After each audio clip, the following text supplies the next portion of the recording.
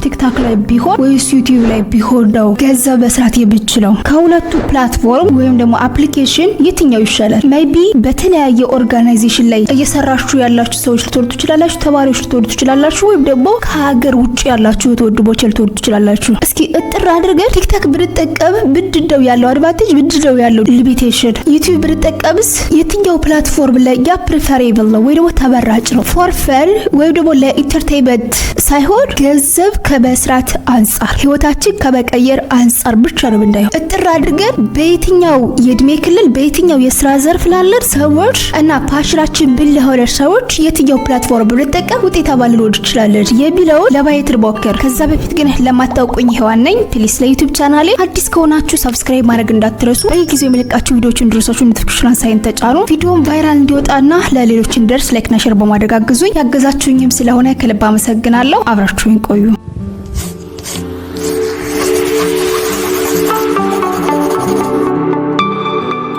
Universal Tube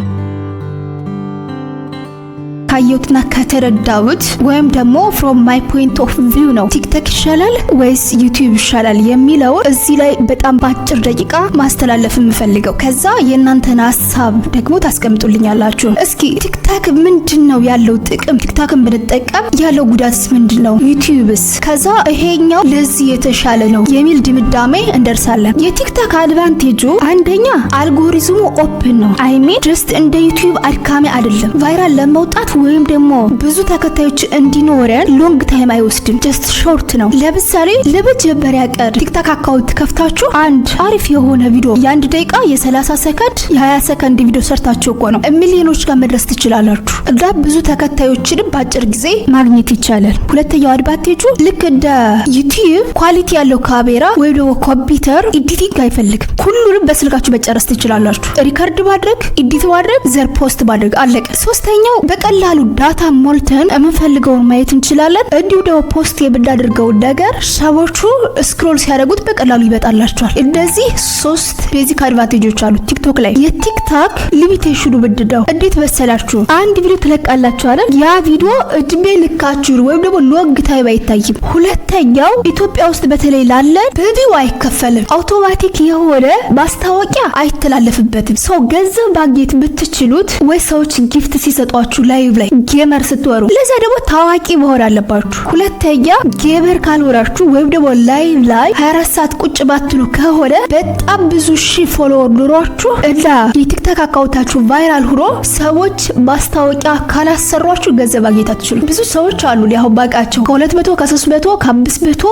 ሺህ ተከታይ በላይ ያላቸው ማስታወቂያ የማይሰሩ ኢቭን ብዙ ሺህ ተከታይ ስላላችሁ ብቻ ማስታወቂያ ሰዎች ያሰሯችኋል ማለት አይደለም። አብዛኞቹ እንደው ባይታችሁ ከሆነ ልመና ነው ቢገቡት። ፋካቹ ቻሌንጅ ስጡኝ ቸግሮኛል። ምክንያቱም ያን ያህል ፎሎወር ሰብስበው ሰዎች ማስታወቂያ ካላሰሯቸው ምንም አይነት ፓይበት የለው ብያቸዋለሁ። ሶስተኛው ኢቭን ማስታወቂያ ስትሰሩ የዛ ድርጅት ወይም ደግሞ ያሰራችሁ ካምፓኒ ምን ያህል ታማኝ ነው የሚለው እሱም ሌላ ነገር ነው። ብዙ ሰዎች እኮ አይታችኋል አይደለ? ሲሸወዱ በማስታወቂያ ለ100 ሺህ ብር ለ50 ሺህ ብር ለ200 ሺህ ብር ማስታወቂያ ብለው ዛሬ ላይ እነሱ ባልሰሩት ስህተት ካምፓኒው ወይም ደግሞ ተቋሙ በሰረቀው ስርቆት እና እንደዚህ ታዋቂ ቲክቶከሮች በሰሩት ማስታወቂያ ድሆች ተበልተው ክስ ላይ ያሉ እስር ቤት ያሉ እህት ወንድሞች አሉ። ለ4 ዓመት ለ5 ዓመት ለ6 ዓመት ቢውልድ ያደረጉትን ፐርሰናሊቲ አጣው በማስታወቂያ ብቻ ማለት ነው። ሌላኛው ድክመቱን ልንገራችሁ። ስቴብል ሆናችሁ ተረጋግታችሁ የሆነ ትምህርታዊ ኦር ሳይንሳዊ የሆነ ነገር ሜቢ ቲዩቶሪያል ሊሆን ይችላል፣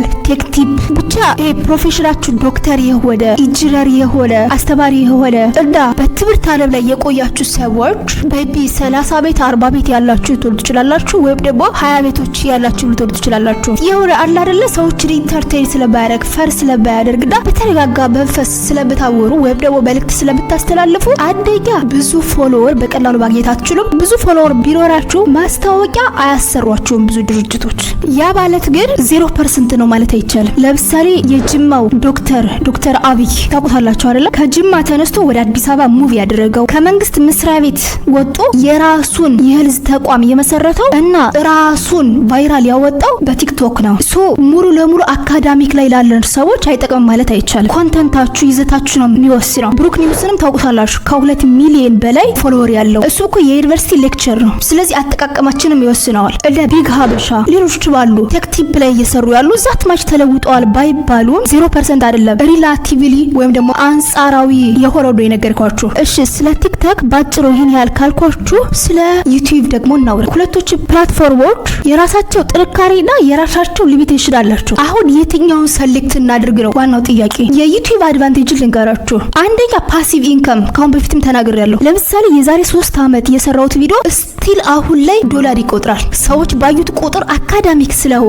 ዘፈንም ሊሆን ይችላል ኮንተንታችሁ በዘጠናዎች የተሰሩ ቪዲዮዎችን ሰርች እያደረግን ያለን አይደለም ባየን ቁጥር ዶላር ነው ቢቆጥሩት በቪዲዮ ቢከፍለው። ስለዚህ ፓሲቭ የሆነ ኢንካም which ታጊታችሁ መብላት ትችላላችሁ። ለምሳሌ በዚህ 1 አመት 2 አመት 3 አመት የሰራሁት ቪዲዮ ተጠቃቅሞ ቻናል ውስጥ ካለ ድረስ ዶላር ይቆጥራል። ስለዚህ አንደኛው አድቫንቴጅ እሱ ነው። ሁለተኛ አሪፍ የሆነ ኮንተንት ስሩ እንጂ ቻሌንጅ ስጡኝ ማስታወቂያ ስሩኝ የሚባል ነገር የለም። ቪዲዮ ትለቃላችሁ፣ ሰዎች ያዩታል፣ ማስታወቂያ አውቶማቲካሊ ይለቀቅበታል። በቪዲዮ ቢከፈላችሁ እናንተ ምንም ያገባችሁ ነገር የለም። ገንዘባችሁ የሚገባው ቀጥታ በአካውንታችሁ ነው ተመዝሮ 1000 ሰብስክራይበር 4000 ዋች አወር ከሞላችሁ በኋላ የዩቲዩብ ፓርትነርሺፕ ናችሁ which is ቅጥረኛ ናችሁ ማለት ነው። አሁን እኔ የምሰራበት መስሪያ ቤት አለ አይደለ? ስለዚህ በየወሩ ደሞዜን አስገቡ ምናምን አይደለም። ስራዬን በትክክል እስከሰራው ድረስ ወሩ ሲደርስ ጠብቀው ያስገቡልኛል። ልክ እንደዛ ነው ዩቲዩብ የሚከፍለን።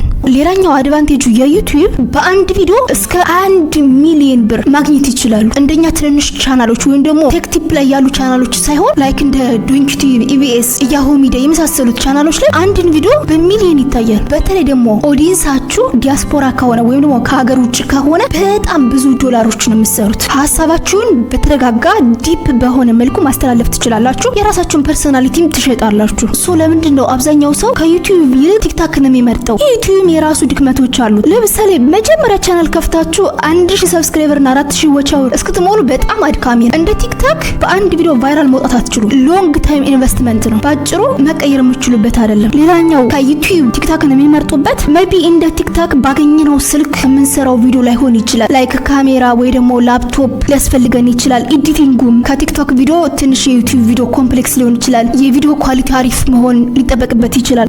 ከዚህ አንጻር ሰዎች ትግስት ሊያጡ ይችላሉ። ሶ ቲክታክ ሊመርጡ ይችላሉ። እና እነዚህ ነገሮች አሉ።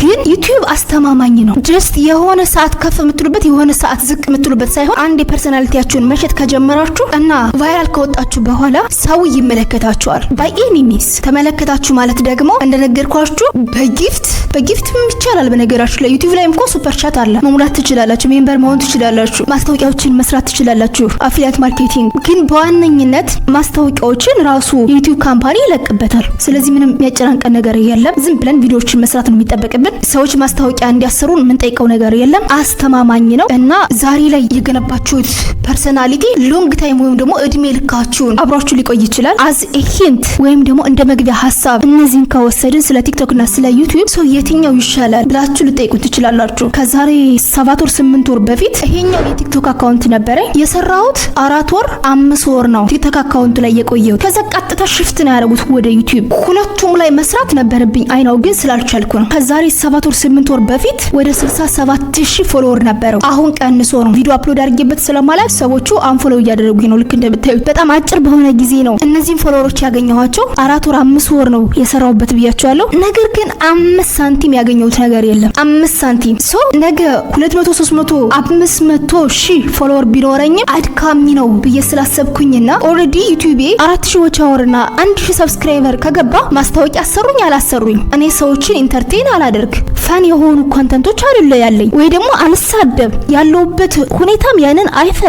ስለዚህ መቼም ቢሆን በቲክታክ ሊያልፍልኝ አይችልም ብዬ ከቲክታክ ወደ ዩቲዩብ ሽፍት አደረኩኝ። አይ ነው በዩቲዩብ በጣም ብዙ ሰዎች ተቀይረዋል። በቲክታክ በቲክታክ ብዙ ሰዎች ተቀይረዋል። ኢቭን 24 ሃወር ውጭ ላይ ቁጭ ብለው ውጭ ሀገር ላይ በቲክታክ ብቻ ሚሊዮነር የሆኑ ሰዎች አሉ። እዚህ ሀገራችን ላይ በተመሳሳይ ጊፍት በመጫወት ሰዎችን ኢንተርቴይን በማድረግ ማስታወቂያ በመስራት ግን ከናንተ የሚጠበቅ ነገር አለ። ለምሳሌ ሰዎቹ በመሳደብ ስግጥ ብለው ሰርተው ሊሆን ይችላል እዛ ላይ የደረሱት ወይ እየጨፈሩ ሊሆን ይችላል። ብቻ ባይ ኤኒ ሚንስ ጥሩ ኮንተንትም ሰርተው እዛ ላይ የደረሱ ሰዎች አሉ። ሶ የእናንተ ማንነት ወይም ደግሞ ፐርሰናሊቲ ይወስነዋል። ዝም ብላችሁ ስሙዝ ወይም ደግሞ ኩል በሆነ መልኩ መጣችሁ እንደዚህ አድርጉ ወይም ደግሞ ይሄ ማለት ነው እያላችሁ ጀስት ስሙዝ በሆነ መልኩ የምታወሩ የምታስረዱ አይነት ሰዎች ከሆናችሁ ቲክታክ ዛት ማች ለእናንተ ጠቃሚ ላይሆን ይችላል። ለምሳሌ አዶናይ አሁን ላይ የኢትዮጵያ ሕዝብ ከ90% በላይ ይወደዋል። እሱ ሰዎችን እያበረታታ ድሆችን እየረዳ ብዙ ነገር እየሞከረ ነው ያለው ኦን ታይም ቢንግ። ከዛሬ 5 ወር 6 ወር በፊትስ ወይም ደግሞ ላለፉት 2 ዓመትና 3 ዓመት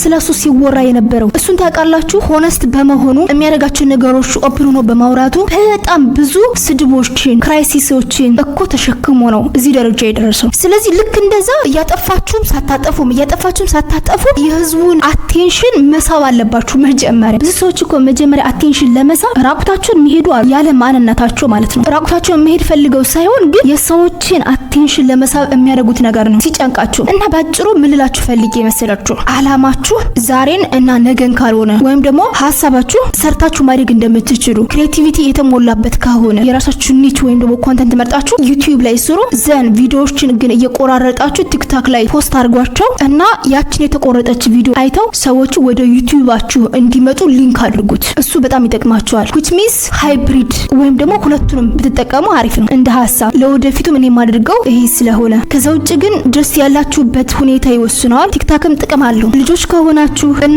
ሰዎችን በደንብ ማዝናናት የምትችሉ ለነገሮች ኬርለስ ከሆናችሁ ቲክታክንም ብትጠቀሙ ችግር የለውም። በትምህርት ላይ የነበራችሁ ሰዎችና ትምህርት ላይ ያላችሁ ሰዎች ደግሞ ዩቲዩብ ላይ አይምሯችሁን ብትሸጡ አሪፍ ነው። ምንም ስጋት አይኖርባችሁም። የኔ ሀሳብ ባጭሩ ይሄን ይመስላል። እስኪ የእናንተን ሀሳብ ደግሞ የትኛው ይሻላል ብላችሁ እንደምታስቡ ኮሜንት ሴክሽን ላይ ጻፉልኝ። አሁንም በድጋሚ ላሳስባችሁ እስካሁን አብራችሁ የቆያችሁ ዩቲዩብ ቻናልን ሰብስክራይብ ካላደረጋችሁ ፕሊዝ ሰብስክራይብ አድርጉ። ቪዲዮ ቫይራል እንዲወጣና ለሌሎች እንዲደርስ ላይክ እና ሼር በማድረግ አግዙ። በሌላ ቪዲዮ በሌላ ታይም እስካገኛችሁ መልካም ጊዜ። ባይ ባይ።